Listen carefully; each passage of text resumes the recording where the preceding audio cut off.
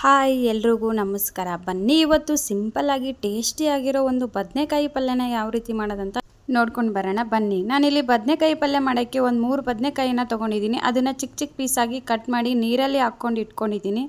ಈ ಕಡೆ ನಾನು ಸೈಡಲ್ಲಿ ಈರುಳ್ಳಿ, ಟೊಮೊಟೊ ಮತ್ತು ಕೊತ್ತಂಬರಿ ಸೊಪ್ಪು, ಕರಿಬೇವನ್ನ ತೊಗೊಂಡಿದ್ದೀನಿ. ಈ ಕಡೆ ಪಾತ್ರೆ ಬಿಸಿ ಮಾಡೋಕ್ಕೆ ಇಟ್ಕೊಂಡಿದ್ದೀನಿ. ಅದಕ್ಕೆ 1-2 ಸ್ಪೂನಷ್ಟು ಎಣ್ಣೆ ಹಾಕ್ಕೊಂಡು ಅದಾದಮೇಲೆ ಸಾಸಿವೆ, ಜೀರಿಗೆ, ಕರಿಬೇವನ್ನ ಹಾಕ್ಕೊಳ್ಳಿ. ಇದೆಲ್ಲನೂ ಚೆನ್ನಾಗಿ ಫ್ರೈ ಆದಮೇಲೆ ಕಟ್ ಮಾಡಿ ಇಟ್ಕೊಂಡಿರೋ ಈರುಳ್ಳಿನ ಹಾಕ್ಕೊಳ್ಳಿ. ನಾನಿಲ್ಲಿ ಒಂದು ಈರುಳ್ಳಿನ ಕಟ್ ಮಾಡಿ ಇಟ್ಕೊಂಡಿದ್ದೆ. ಈರುಳ್ಳಿ ಚೆನ್ನಾಗಿ ಫ್ರೈ ಮಾಡ್ಕೊಳ್ಳಿ ಫಸ್ಟು. ಯಾರೆಲ್ಲ ಫಸ್ಟ್ ಟೈಮ್ ವಿಡಿಯೋ ನೋಡ್ತಿದ್ರೆ ಎಲ್ಲರೂ ಚಾನಲ್ನ ಸಬ್ಸ್ಕ್ರೈಬ್ ಮಾಡಿಕೊಂಡು ವಿಡಿಯೋನ ನೋಡಿ. ಇಷ್ಟ ಆದರೆ ಲೈಕ್ ಕೊಡಿ ಮತ್ತು ಕಮೆಂಟ್ ಮಾಡಿ. ಇವಾಗ ನೋಡಿ ಈರುಳ್ಳಿನ ಚೆನ್ನಾಗಿ ಫ್ರೈ ಮಾಡ್ಕೊಳ್ಳೋಣ. ಈರುಳ್ಳಿ ಎಲ್ಲ ಚೆನ್ನಾಗಿ ಫ್ರೈ ಆದಮೇಲೆ ನಾನು ಒಂದು ಟೊಮೊಟೊನ ಕಟ್ ಮಾಡಿ ಇಟ್ಕೊಂಡಿದ್ದೀನಿ. ಒಂದು ಸ್ವಲ್ಪ ಈರುಳ್ಳಿ ಕಲರ್ ಚೇಂಜ್ ಆದಮೇಲೆ ಟೊಮೊಟೊನ ಹಾಕ್ಕೊಳ್ಳೋಣ.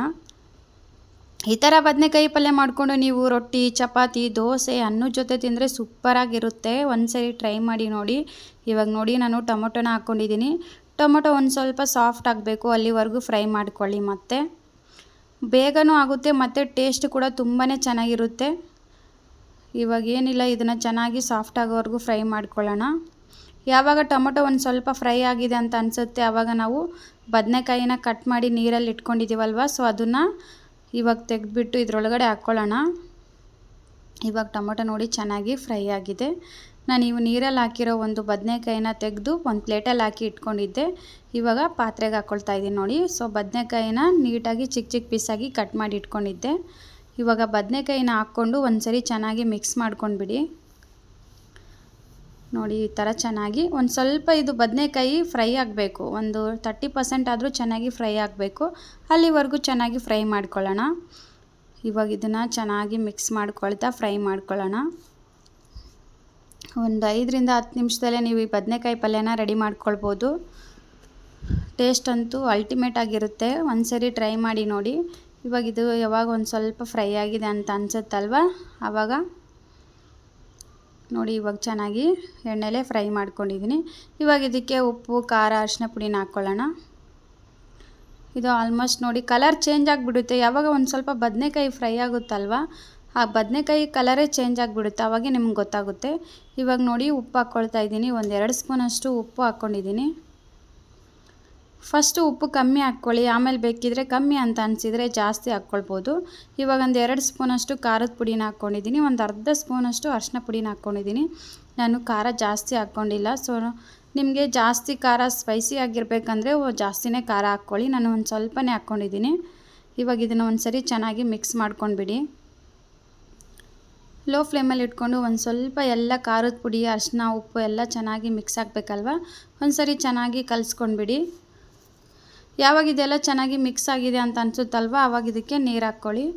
ಒಂದು ಅರ್ಧ ಗ್ಲಾಸಷ್ಟು ನೀರು ಹಾಕ್ಕೊಂಡಿದ್ದೀನಿ. ಜಸ್ಟ್ ಒಂದು ಸ್ವಲ್ಪ ಬದನೆಕಾಯಿ ಮುಳುಗೋಷ್ಟು ನೀರು ಹಾಕ್ಕೊಳ್ಳಿ ಸಾಕು.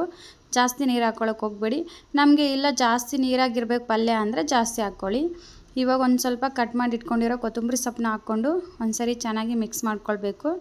ನಾನು ಇವಾಗ ಇದಕ್ಕೆ ಕಡಲೆ ಬೀಜ ಪೌಡ್ರ್ ಅಥವಾ ಶೇಂಗಾ ಬೀಜ ಪೌಡ್ರನ್ನ ಹಾಕ್ಕೊಳ್ತಾ ಇದ್ದೀನಿ ನೋಡಿ. ಇತ್ತು ಪೌಡ್ರ್ ಹಾಕ್ಕೊಂಡ್ರೆ ಟೇಸ್ಟು ತುಂಬಾ ಚೆನ್ನಾಗಿರುತ್ತೆ. ಒಂದು ಸರಿ ಹಾಕಿ ಚೆನ್ನಾಗಿ ಮಿಕ್ಸ್ ಮಾಡ್ಕೊಳ್ಳಿ. ಇವಾಗ ಇದನ್ನು ಚೆನ್ನಾಗಿ ಒಂದು ಕುದಿ ಬರೋವರೆಗೂ ಕುದಿಸ್ಕೊಳ್ಳೋಣ. ಸೊ ನೀರು ಹಾಕ್ಕೊಂಡಿದ್ದೀವಲ್ವ, ಸೊ ನೀರು ಹೀರ್ಕೊಳ್ಳೋವರೆಗೂ ಸ್ವಲ್ಪ ಕುದಿಸ್ಕೊಳ್ಳೋಣ ಸಾಕು. 1-2 ನಿಮಿಷ ಕುದಿಸ್ಕೊಂಡ್ರೆ ಸಾಕು. ಇವಾಗ ನೋಡಿ 1-2 ನಿಮಿಷ ಕುದಿಸ್ಕೊಂಡಿದ್ದೀನಿ.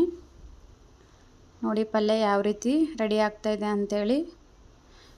1-2 ನಿಮಿಷ ಚೆನ್ನಾಗಿ ನೀರೆಲ್ಲ ಒಂದು ಸ್ವಲ್ಪ ಕಮ್ಮಿ ಆಗಬೇಕು, ಅಲ್ಲಿವರೆಗೂ ಕುದಿಸ್ಕೊಂಡ್ರೆ ಸಾಕು. ಯಾವಾಗ ಇದು ಒಂದು ಸ್ವಲ್ಪ ನೀರೆಲ್ಲ ಹೀರ್ಕೊಳ್ಳೋಕೆ ಸ್ಟಾರ್ಟ್ ಆಗುತ್ತಲ್ವ ಆವಾಗ ಪಲ್ಯ ರೆಡಿಯಾಗಿದೆ ಅಂತ ಅರ್ಥ. ನೋಡಿ ಇವಾಗ ಇದು ಕುದೀತಾ ಇದೆ ಚೆನ್ನಾಗಿ. ಸೊ ಇವಾಗ ನಾವು ಸ್ಟವ್ನ ಆಫ್ ಮಾಡ್ಕೊಂಡು ಬಿಡೋಣ. ಸೊ ಪಲ್ಯ ರೆಡಿಯಾಗಿದೆ ನೋಡಿ. ಇವಾಗ ಇದನ್ನು ನಾನು ಒಂದು ಪ್ಲೇಟ್ಗೆ ಸರ್ವ್ ಮಾಡ್ಕೊತೀನಿ. ನೋಡ್ತಾ ಇದ್ದೀರಲ್ವ, ಸೂಪರಾಗಿರೋ ಬದನೆಕಾಯಿ ಪಲ್ಯ ರೆಡಿ ಆಯಿತು. ಇವಾಗ ಈ ಪ್ಲೇಟ್ಗೆ ನಾನು ಸರ್ವ್ ಮಾಡ್ಕೊತಾ ಇದ್ದೀನಿ. ನೋಡಿದ್ರಲ್ವ ಯಾವ ರೀತಿ ಬದನೆಕಾಯಿ ಪಲ್ಯನ ಸಿಂಪಲಾಗಿ ಮಾಡ್ಕೊಳ್ಳೋದು ಅಂತ ತೋರಿಸ್ಕೊಟ್ಟಿದ್ದೀನಿ. ವಿಡಿಯೋ ಏನಾದರೂ ಇಷ್ಟ ಆಗಿದ್ದರೆ ನಿಮಗೆ ಲೈಕ್ ಮಾಡಿ, ಕಮೆಂಟ್ ಮಾಡಿ ಮತ್ತು ಶೇರ್ ಮಾಡ್ಕೊಳ್ಳಿ. ಯಾರಾದರೂ ಸಬ್ಸ್ಕ್ರೈಬ್ ಮಾಡ್ಕೊಳ್ದೆ ನೋಡ್ತಾ ಇದ್ದರೆ ವಿಡಿಯೋನ ಪ್ಲೀಸ್ ಚಾನಲ್ನ ಸಬ್ಸ್ಕ್ರೈಬ್ ಮಾಡಿಕೊಂಡು ವಿಡಿಯೋ ನೋಡಿ. ನೆಕ್ಸ್ಟ್ ಯಾವುದಾದ್ರೂ ವಿಡಿಯೋ ಹಾಕಿದ್ರೆ ನಿಮಗೆ ನೋಟಿಫಿಕೇಷನ್ ಬರುತ್ತೆ. ವಿಡಿಯೋನ ಯಾರೆಲ್ಲ ನೋಡಿದ್ದೀರಾ ಅವರಿಗೆಲ್ಲ ಥ್ಯಾಂಕ್ ಯು ಸೋ ಮಚ್.